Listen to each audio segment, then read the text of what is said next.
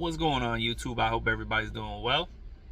Today's date doesn't matter because it's a future video. But I just wanted to do part one of this series. I don't know how many parts there are going to be. So, becoming an owner-operator. Pretty much, what should I do before becoming an owner-operator? What should I do, right? So you kind of want to start a game plan.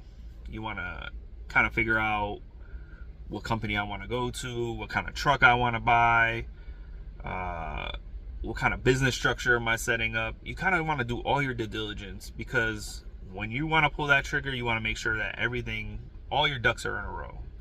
So that's pretty much how I started in 2018.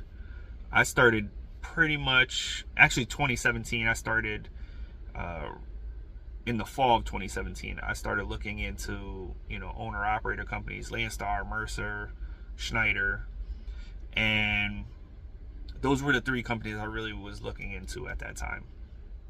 Then it was, okay, where am I going to get a truck? How am I going to get a truck? What does it entail?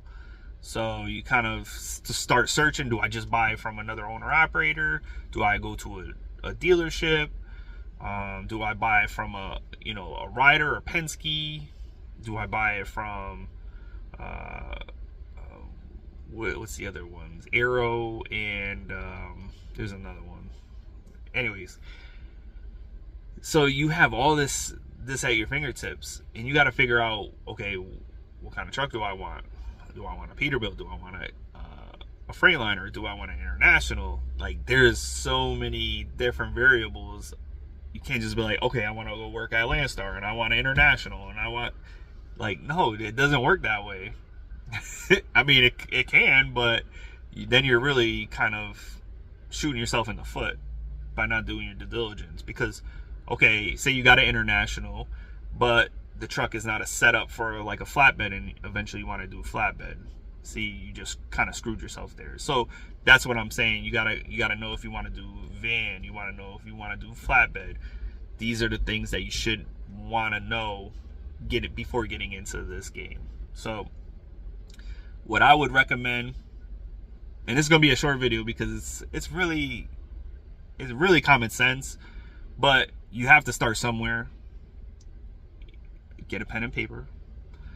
Mark down the companies you're looking into, the kind of trucks, the engines. Do research on the engines. Do you want a automatic? Do you want a 10-speed, 13-speed, an 18-speed? Do you want to haul flatbed? Do you want to haul van, reefer? What else? What areas are you eventually going to run when you get out here? Things like that. And also, don't be shy. Go to truck stops. Go talk to owner-operators. Jump on YouTube. Talk to some of these owner-operators. Some of these YouTube guys, there are some really good ones. And then there's some I'm just like, they come up in my timeline and I'm just like, wow. But just be careful. That's all I'm gonna say. Just be careful with some of these YouTube guys. Do your due diligence. Do your homework. Also, another thing: are you financing? That's a big. Are you paying cash? My personal preference would never lease a truck. Never, ever, ever, ever, ever. I would never lease an SFI truck. I would never lease, I'd never do a lease purchase unless I really had to.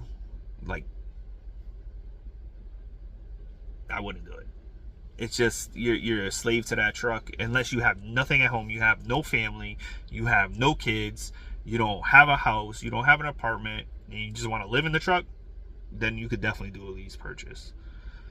But if you have anything, you want to have any type of life, I would not recommend a lease purchase. Just my opinion. You could do whatever you want. At the end of the day, it's your business. And that's all I could say about that. But yeah, I personally would look into, either paying cash for it or, you know, financing it through a bank, credit union, whatnot. So the other thing is to make sure you have enough money in your bank account after you buy your truck and you did all your due diligence, started your business, you have a good, you know, a safety net, because shit's gonna happen on this road, and you want to make sure, hey, if a tire blows out, you got that money covered. If it, you know, one of your brakes need to be replaced, you got that money covered. A lot of places like Landstar, Mercer, they give you guys, you know, they give us pretty much tire discounts and whatnot like that. So it's not going to be very expensive to get a tire. But you just want to make sure that you have the money to give yourself breathing room just in case something happens out here. So that would be the last thing I would say. Just have a nice safety net. But that's part one, guys. Part two, we'll figure that one out as we go along. But that's how to start being an owner-operator. Make sure you have a game plan. It's pretty much your business plan. It's your business model. This is how you're going to structure it. So, hope that helped. Let's go. Part two. CT out.